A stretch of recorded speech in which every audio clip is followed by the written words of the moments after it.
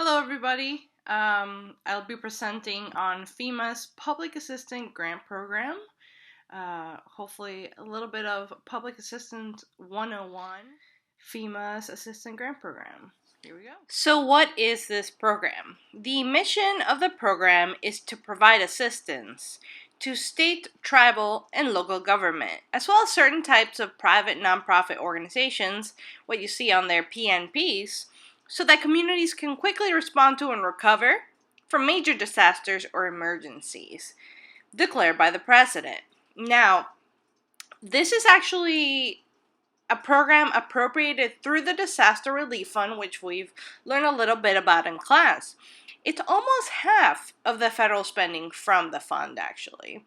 Primarily because a lot of it, as you can see here, is emergency work assistance, permanent work assistance, and a little bit of management assistance as well. So it's response and recovery.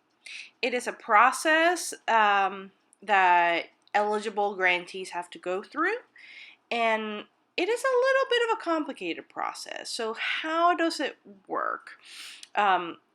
Applicants have to be eligible. They have to be one of those state, tribal, local government, etc. And work itself has to be eligible as well. It has to fit into one of the 7 categories that you see, which is primarily infrastructure repairs, and so bound to be a little bit on the costly side. Now, eligibility of applicants is actually determined by FEMA using the 4 building blocks shown here.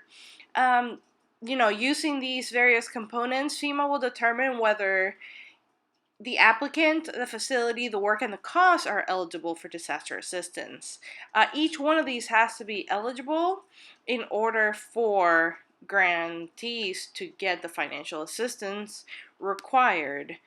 Now, the process starts after the disaster has been declared. It happens after the initiation of FEMA programs. About 7 steps to go through before the disaster closeout. And each one of these steps has documentations and paperwork that grantees have to go through. I wanted to put this into perspective by talking about the Massachusetts blizzard.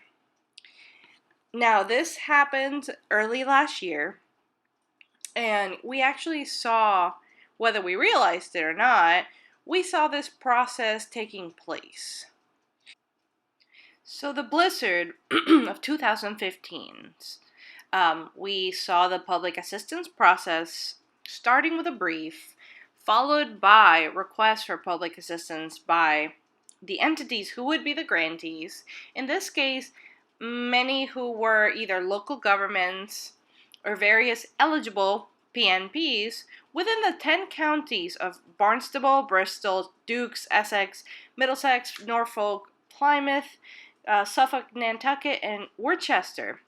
These were the ones who had suffered damages from the storm the most and required emergency work and repair and permanent repair, even some replacement of facilities.